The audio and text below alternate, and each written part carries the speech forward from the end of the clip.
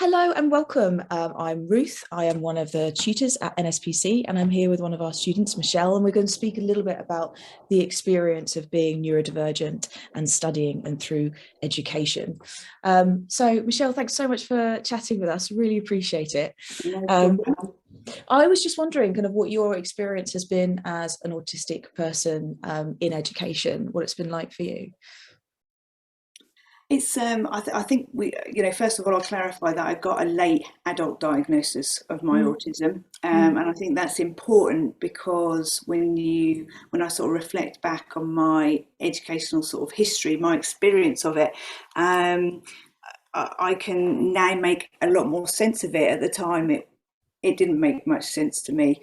Um, Certainly, school was fantastic. It was not a difficult experience for me.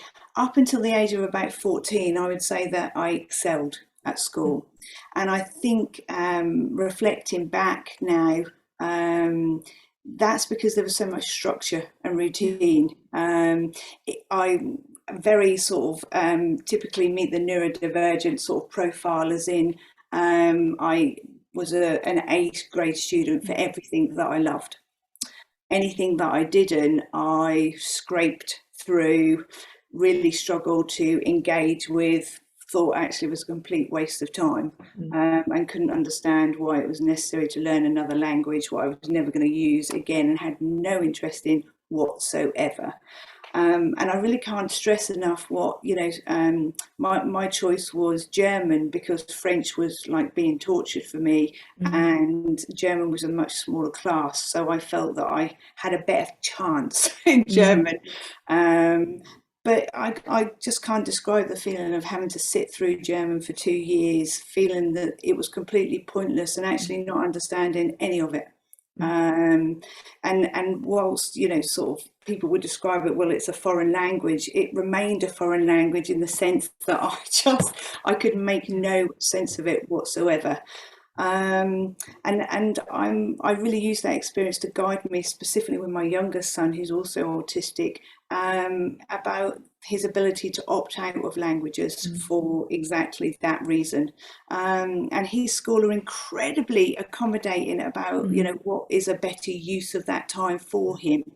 And I see real movement there mm, about, this is real progress in terms of, if this is going to create real difficulties mm, for him, specifically around his autism and the use of language, then maybe that time is better used supporting him in other areas. mm, So that's fantastic. That's where it really benefits being neurodivergent with children with a mm, similar diagnosis. Um, mm, Socially, school became, or education itself became painful at around 14. Now, I can be mm, really specific around that because I think there was something happened when we turned 14 where there became a very much a divide between boys and girls. It was a mm, gender divide. And I was really aware, reflecting back, that I was really uncomfortable because being female, there was the unwritten rule that I belonged to the group of females who would mm, sit and chat and discuss hair and makeup and boys, and that wasn't who I was because I was very much a tomboy. I was really mm, sporty, and I would have been much happier being outside kicking a ball around. But it was almost like those unwritten rules, which I do believe is really difficult. The pragmatics mm, of language, for autistics, around knowing that although I didn't understand why, I knew that wasn't going to be the acceptable choice to other people mm, for me to be the girl on the playground. Fortunately, I don't believe that that exists now. I think that actually because we are so gender diverse and so inclusive, that you would automatically, that would not be a problem. But for my generation, that very much was the divide. And I remember then starting to feel really uncomfortable, like I don't know what's happening here, but I don't fit. And I'm not understanding why I didn't fit, but becoming more and more aware of something is not right. And because I wasn't diagnosed at that point, the only benchmark you have is that it must be you, because nobody else is indicating that there's a problem. You are feeling that there's a problem, so therefore the problem is yours. And that's painful. And you know, I now I work for a charity, and we advocate for early intervention and earlier diagnosis, because I'm really keen that other people don't have that experience, and sometimes they do, and that's unforeseen circumstances. That's, you know, that's the way that it is. But if we can, you know, highlight sooner, it's almost because I was so good at sport, it enabled me to mask really effectively throughout my entire educational life. But it was the social part, I think, where it really became very difficult. I think I would have been the classic autistic student as well. I had what they would have, I believe, described as OCD. And I think that manifested itself as I developed, like 14, 15, 16. But obviously what we understand about it now is that was my, you know, as I became more and more overwhelmed and more recognized that this was becoming more and more challenging, I had a need to control something in my life, and it was a repetition of things that I could get comfort from. So I'm always incredibly aware of that, obviously in my professional life as well, when I work with neurodivergent students. So yeah, so that was it. And then when I left school, I did well. You know, I excelled, straight A's in all of the subjects which I loved, and I did pass everything else, but it was very much the C. It was like, how did I do that? And then we went to, in England, it's a sixth form college. So it was very much not the school, it was further education college. There was a choice. One was more of a school type college, and I chose the other option, which in hindsight was a huge mistake. It was a mistake because there was a lot more freedom around the educational sort of, I took 3 A levels, which was really standard in England, but that created big gaps in between lessons, and it's like that was a nightmare for me. It was like, because you know, what do people do in those gaps? The cafeteria was a huge, really problematic for me, and I think obviously reflecting back now with all that I know, that was to do with sensory overwhelm. Smells, there was too many people. I have a thing around cleanliness, and the cafeteria was not clean enough, so I was permanently in a state of high anxiety. And everybody else appeared to be thriving. Now obviously I know that's a generalization, I'm sure not everybody was, but I think because I was struggling so much, all you see is other people seeming to thrive. And so I went to the gym. I spent all of my spare time in the gym, and that's how I coped with my A levels. There were, I made some notes because there were some really specific examples, Ruth, around the A levels where, you know, part of me is upset that somebody didn't say, what's going on here? Because this isn't making sense anymore. And I don't know whether that's because my ability to mask them was so fantastic that, you know, I was one of the lost girls, you know. But I remember I changed my A levels 3 times. So I think that's always a bit of an indication. You know, I see that very often because I felt that I'd made wrong choices. My original choice was sociology, which was just like, it was another language that I had no idea what they were talking about. Did philosophy, I also felt the same about that. Settled with psychology, but as one of the modules in psychology, and you know, we're talking a long time ago now, but my memory serves me in the fact that we had to, as a class, sit an IQ test. And I had great expectations of myself. I knew I was clever, I knew I was bright, and I scored the lowest score in the class. And it caused, and I remember everybody thinking this was hysterical because this was so unexpected. And to this day, you know, when I reflect back on that, I think while it was hysterical to them, it's what it did to me, because I couldn't make sense of it. And I guess even, you know, sort of even with all of my research, you kind of look back on it and reflect and you think, I wonder why nobody said, that's interesting. You know, although it's I can understand the laughter because, and their laughter wasn't directed at me, and I really understand that now reflecting back. Their laughter was because it didn't make sense, so it was quite uncomfortable because it was like, well, how's that happened? But it was almost like it was so uncomfortable. It was like, well, let's pretend it didn't. And I feel that that's neglect. I feel that, you know, there should have been somebody who noticed that and thought discrepancies there is so wide between, you know, the ability of the student, but what's being reflected here, that there's a gap. And it's that gap that informs us, isn't it? Which, you know, potentially we know. And the second one was that I failed the exam. Well, when I say failed, I was due a B and I got an E grade, and we had the paper remarked. And I remember the tutor saying to me, the answer was an A grade, but you didn't answer the question that they asked. And obviously we now know that that is my interpretation, you know, my interpretation of the use of language. You know, the question I answered was what my mind saw that they had asked me. But clearly once it was explained very explicitly to me, I could see, I was off down a completely different track. And again, nobody questioned it. And that is frustrating. You know, as an adult looking back, that's incredibly frustrating. I was incredibly lucky then because I decided to not pursue university because it had damaged my self-esteem. It had really, really knocked my confidence because I couldn't understand how it had all gone so terribly wrong.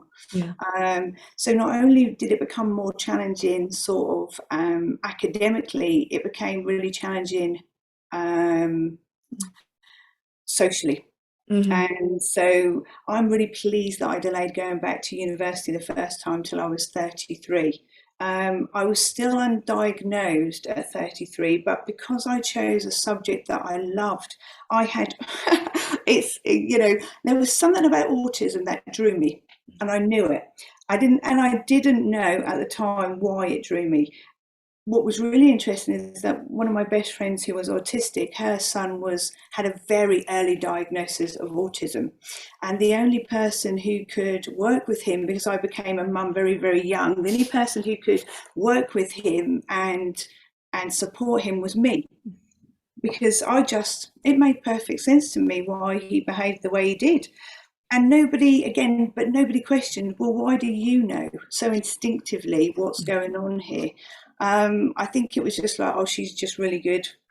That's a bit of luck, you know, we'll use that. And so I fell into working in the schools because the school actually approached me and said, can you come in and help us because we're really struggling. And as it turns out, you know, my own son at the time was autistic, but we didn't know that either. And so I worked in education and behavioural units until I decided that we were plastering over the cracks of these neurodivergent individuals, and I actually needed to up my game and find out what I could do to support holistically. You know, I really do believe that, the whole thing.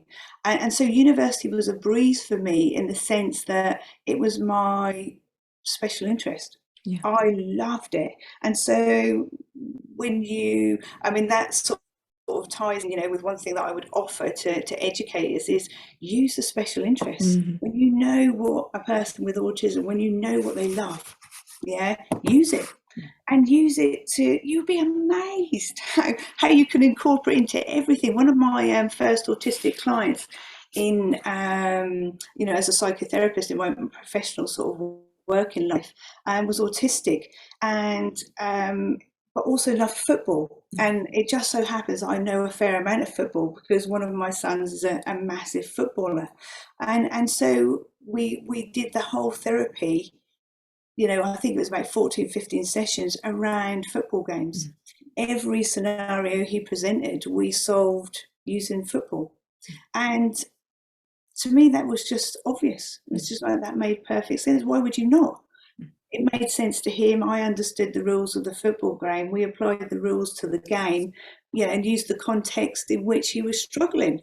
And that was massively successful, where this person, this individual, had been he'd seen 7 or 8 therapists prior to me who said, we can't get him past, he's stuck, in the therapeutic process.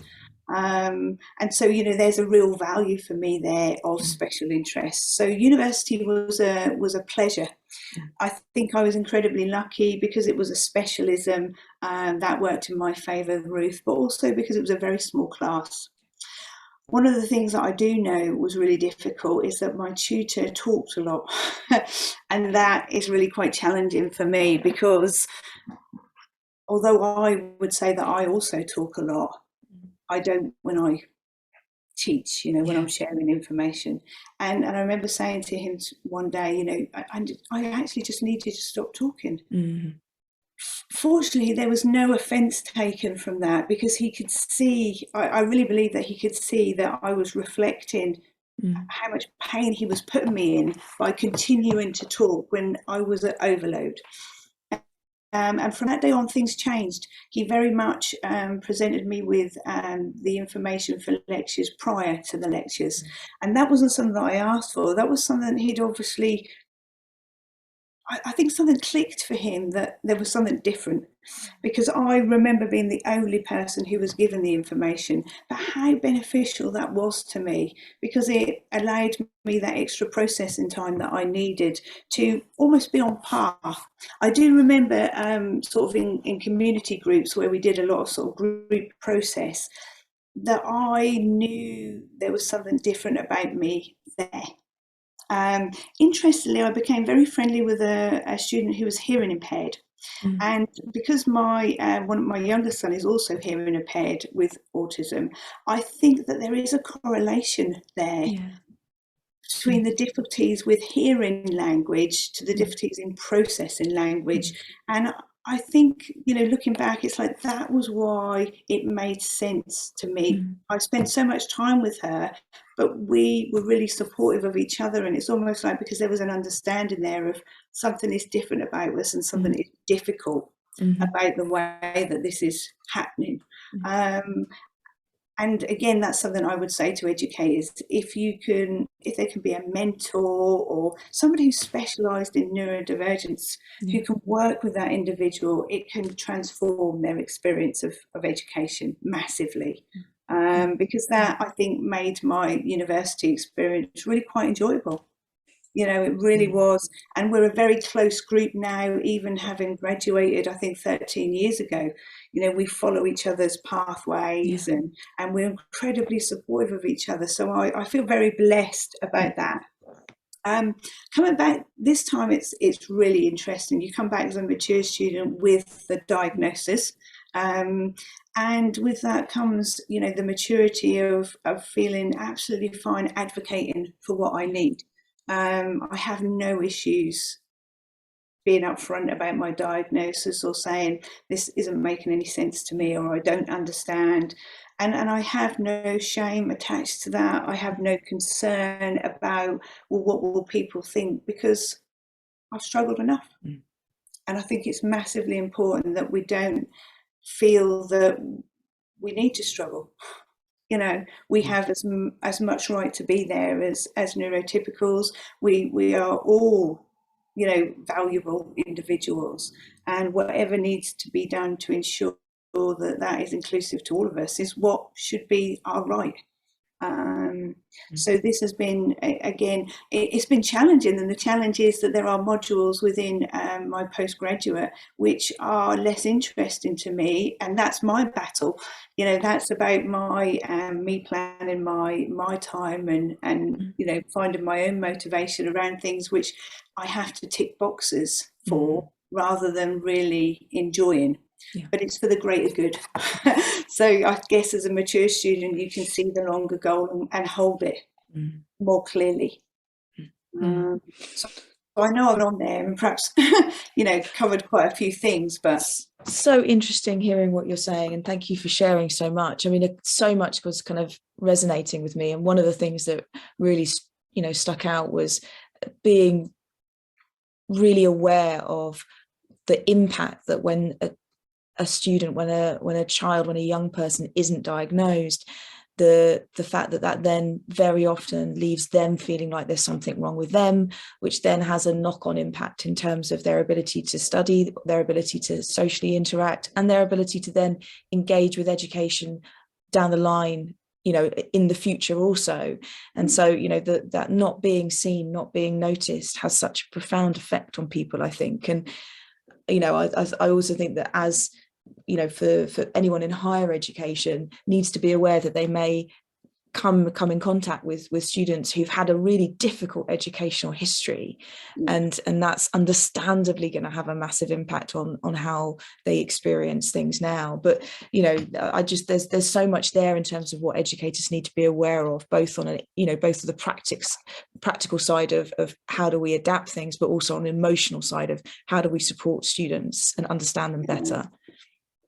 It's fascinating, isn't it? Because there's so much bias and prejudice that perhaps people hold on to about, well, you can't be autistic because, and that would be the thing for me that I would ask educators to challenge within themselves, that prejudice, because maybe they don't even know that they have it, that they carry it. But, it's amazing how people have said to me, but you can't be autistic because you work, you have children, you run a house.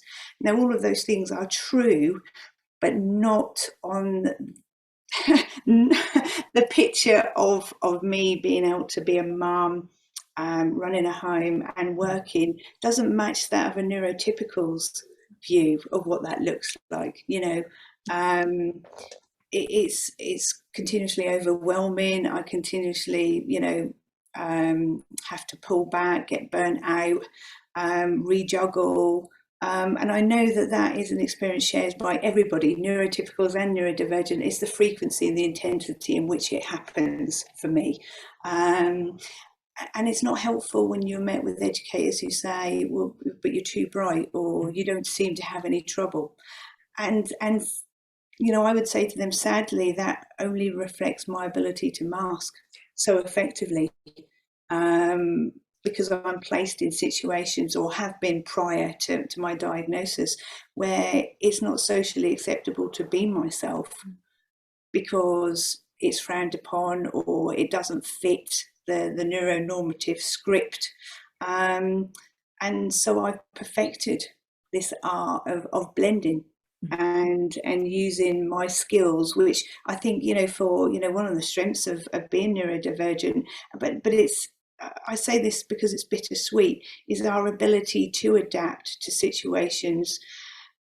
But it's a negative adaptation for us. It benefits potentially the neurotypical part of the majority, but it doesn't benefit us. And so it saddens me that we are so good at it, because the sad part is that we shouldn't have to feel the need to mask.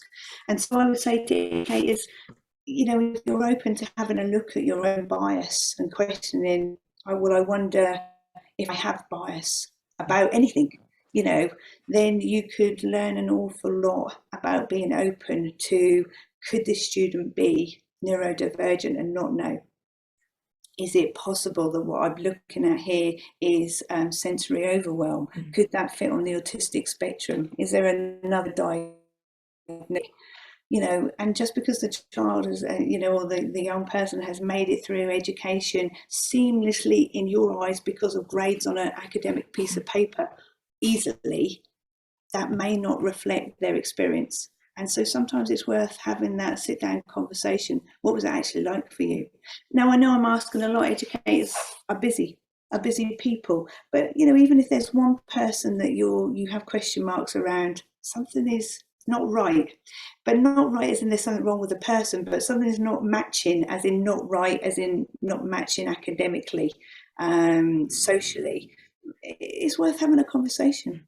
It's worth asking other questions, and that would be, I think, the greatest gift that you could give to neurodivergent students, is just that bit of time sometimes to say, I wonder what else could be going on here. I think that's so important, and you mentioning, that having that time to reflect and really thinking about what's going on, because I think very often there, as you were highlighting, there can be the assumption that it's good that neurodivergent people adapt, and that's what we should be wanting. And that, you know, if they can do that, then that's great.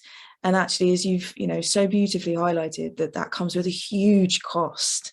And actually, it shouldn't be that it's a default, that there's an expectation that people are having to adapt. Actually, we should be really continuing to reflect and explore, you know, as educators, as a system, as to, okay, what are we expecting people to do, and what do we need to be doing differently? And that's a continual process, isn't it? And it's, you know, it's not something that ever gets finished, but that's okay. You know, it's about having that dialogue with yourself, with the systems, and then also, as you say, checking in with students as to what's really going on.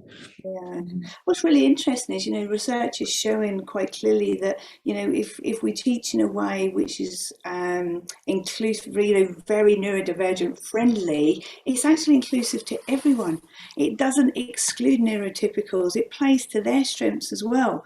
And so it's almost like a no-brainer for me, because it's like, well, why would we not do that then? If everybody is equally, you know, valued and included, then surely that should be the way that we teach. And there is movement, Ruth. You know, we can be incredibly positive. There is incredible movement to being inclusive of that, because there are some really inclusive sort of practitioners out there who are really keen to challenge, you know, neuronormative sort of structures that have been in place, you know, and are safe. And I understand that, you know, they're safe, that we know them, we know how this works. So if we have to change it, then, oh gosh, you know, this is going to be difficult. And it's like, welcome to our world, you know, because everything for us is difficult because we understand so little of it, in terms of a lot of the things that we're asked to do,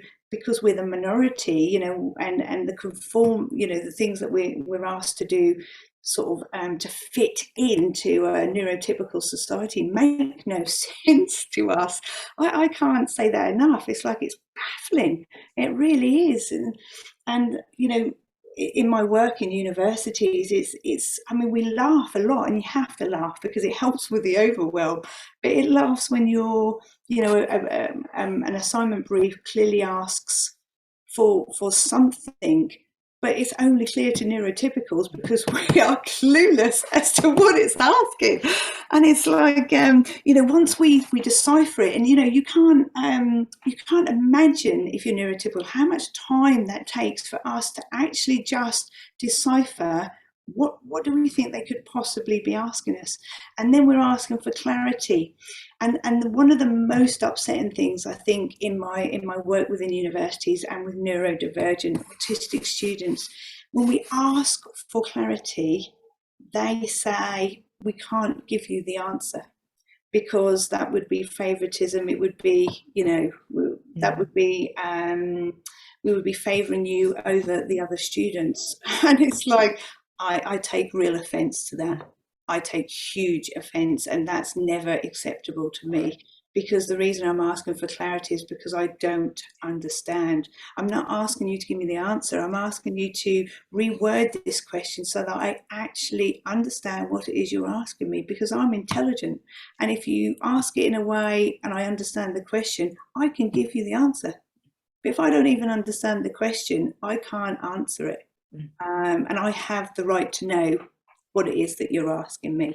And that very much sort of puts the onus of the barriers in communication back in the neurotypical court, and that's where it firmly belongs. It's not my job to decipher what you're asking me. It's your job to present it in a way that I can understand. And that's my right. So if I think if it's reworded and it's more explicit, then that is also going to be understood by neurotypicals. I'm not asking you to do something which excludes them in the way that we feel excluded sometimes. You know, I can give you classic examples that they're not mine directly, but they're students that I've worked with, where one student, the supervisor around the dissertation question, the student came up with a question, and the supervisor reflected back, you need to go away and tighten it up, it's too vague.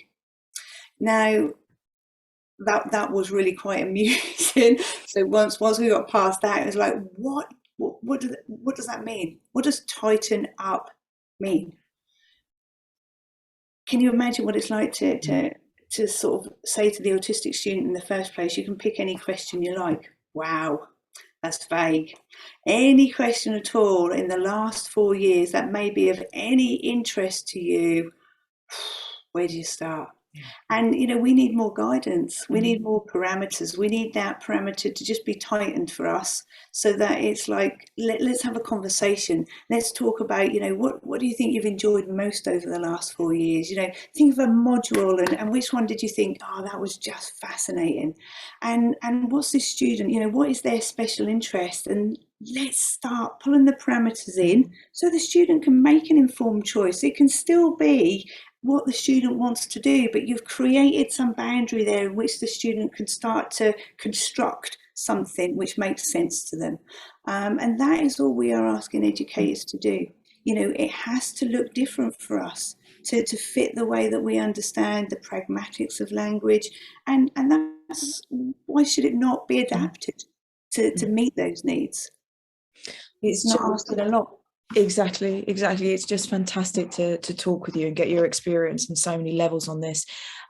So if there was one, if I'm going to be really mean now and ask you to kind of think of one main thing that you would say to educators, or maybe a couple, I'll give you a couple as kind of top tips to do, to kind of take on board after listening to you today.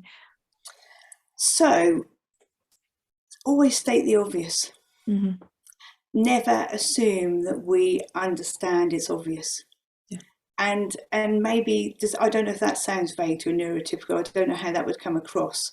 But what I mean by that is that there are so many unwritten rules that we feel excluded from.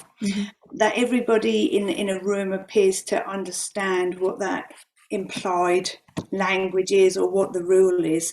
Don't make that assumption with us, because the chances are we haven't recognised the implication, or if we have, we may not know what it means, or we also may misinterpret it. And don't place us in those situations. Tell us straight. Just give us directly what it is that you're wanting us to do. What are the expectations? When do you expect it to be done by?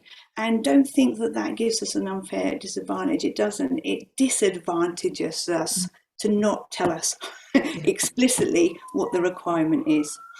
And the other one is, you know, this is painful trying to pin it down. I know, it's mean. The other one is group work. Never underestimate how painful group work is for autistic individuals. It feels, you know, I advocate for this a lot, and I feel that there could be a huge shift, you know, if we could get an understanding of what it's like to say, right, we want everybody to get into groups and decide amongst themselves. Or it's like, well, let's go back to, I want everybody to get into a group. Because that triggers an awful lot of insecurities in autistic people, because we are the minority. We know that we are. We're okay with that within our own neurodivergent community. You know, we're creative, we're powerful, we have loads of strengths. One of them is not necessarily working out, what do you mean by get into groups? Do you mean alphabetically? Do you mean in terms of interest? You know, what are you asking us to do? That's too vague. And so I don't understand the need for that to happen. I think it should, you know, you should, for the benefit of neurodivergent students, place people into groups with very specific roles about, and not say, well, I want you to be this role, but about creating roles, that there needs to be a leader, a note taker, and then tasks that go with that role. With the role, sorry, so that, you know, the neurodivergent student is clear, right, so if I was to become the leader, this is what would be expected of me. Okay, right, that makes sense. There's some kind of system, some structure there in which I can excel. But if you're just saying, I want everybody to get into groups, you're already disadvantaging me. And I don't agree with that. And I don't know if educators really understand what that means to us. So that would be the one thing I would say to them is, you know, it's the thing that a lot of autistic students fear. They fear, oh my God, we've got a group work module coming. And it's almost like we have to take a deep breath in advance of even approaching that module, because we know what that comes with for us. And I'm sure that it's students who have anxiety, I was going to say just anxiety, and that I in no way would I mean that demeaning, you know, what anxiety, the impact it has. But, you know, there are other students with, you know, other diagnoses, anxiety and things, and that impact is huge on them as well. It doesn't just include, you know, autistic students. So don't do it. There we go. How about that, Ruth? Absolutely fantastic. Honestly, Michelle, I could keep talking for a long time. It's been so fantastic to get your experience and your knowledge on this. So thank you so much. You're welcome. Welcome.